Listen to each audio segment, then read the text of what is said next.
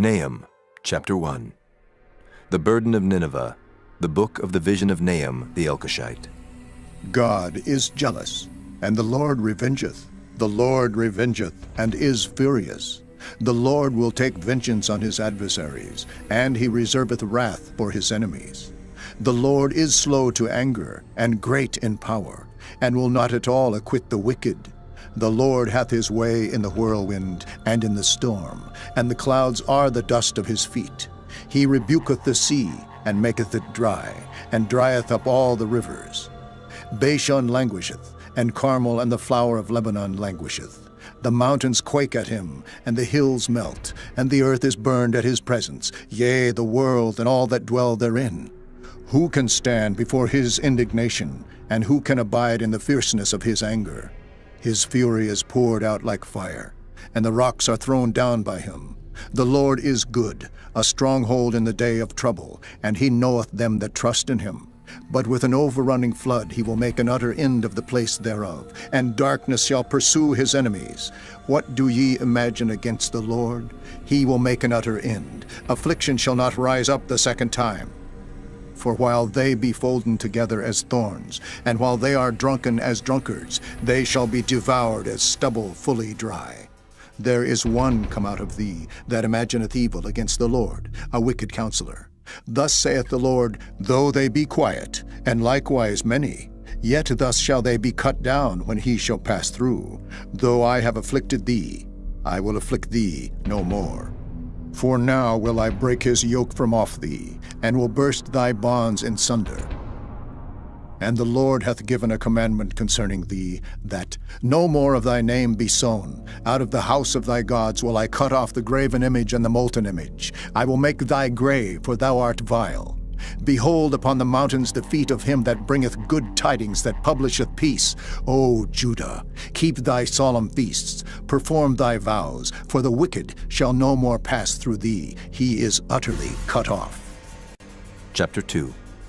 He that dasheth in pieces is come up before thy face. Keep the munition, watch the way, make thy loins strong. Fortify thy power mightily, for the Lord hath turned away the excellency of Jacob as the excellency of Israel. For the emptiers have emptied them out, and marred their vine branches.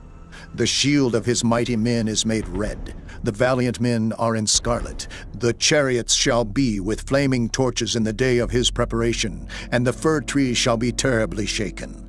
The chariots shall rage in the streets. They shall justle one against another in the broad ways. They shall seem like torches. They shall run like the lightnings. He shall recount his worthies. They shall stumble in their walk. They shall make haste to the wall thereof, and the defense shall be prepared. The gates of the rivers shall be opened, and the palace shall be dissolved. And Huzzab shall be led away captive. She shall be brought up, and her maid shall lead her as with the voice of doves, tabering upon their breasts. But Nineveh is of old like a pool of water, yet they shall flee away. Stand, stand, shall they cry, but none shall look back. Take ye the spoil of silver, take the spoil of gold, for there is none end of the store, and glory out of all the pleasant furniture.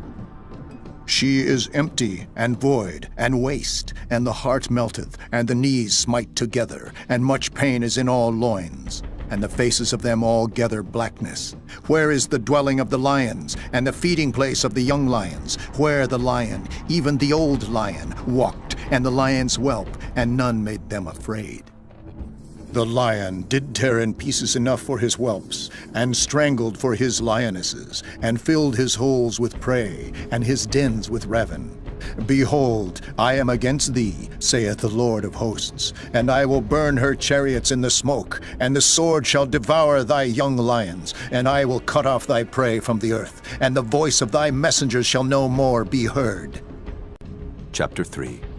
Woe to the bloody city! It is all full of lies and robbery. The prey departeth not, the noise of a whip, and the noise of the rattling of the wheels, and of the prancing horses, and of the jumping chariots. The horseman lifteth up both the bright sword and the glittering spear, and there is a multitude of slain, and a great number of carcasses, and there is none end of their corpses. They stumble upon their corpses. because of the multitude of the whoredoms of the well-favored harlot, the mistress of witchcrafts, that selleth nations through her whoredoms, and families through her witchcrafts. Behold, I am against thee, saith the Lord of hosts, and I will discover thy skirts upon thy face, and I will show the nations thy nakedness, and the kingdoms thy shame. And I will cast abominable filth upon thee, and make thee vile, and will set thee as a gazing stock. And it shall come to pass that all they that look upon thee shall flee from thee, and say, Nineveh is laid waste, who will bemoan her? Whence shall I seek comforters for thee? Art thou better than populous No, that was situate among the rivers, that had the waters round about it, whose rampart was the sea, and her wall was from the sea? Ethiopia and Egypt were her strength, and it was infinite. Put and Lubim were thy helpers. Yet was she carried away. She went into captivity. Her young children also were dashed in pieces at the top of all the streets, and they cast lots for her honorable men, and all her great men were bound in chains. Thou also shalt be drunken, thou shalt be hid, thou also shalt seek strength because of the enemy. All thy strongholds shall be like fig trees, with the first striped figs. If they be shaken, they shall even fall into the mouth of the eater. Behold, thy people in the midst of thee are women. The gates of thy land shall be set wide open unto thine enemies. The fire shall devour thy bars. Draw thee waters for the siege. Fortify thy strongholds. Go into clay, and tread the mortar. Make strong the brick kiln. There shall the fire devour thee. The sword shall cut thee off. It shall eat thee up like the cankerworm. Make thyself many as the cankerworm. Make thyself many as the locusts. Thou hast multiplied thy merchants above the stars of heaven. The cankerworm spoileth and flieth away. Thy crowned are as the locusts, and thy captains as the great grasshoppers, which camp in the hedges in the cold day.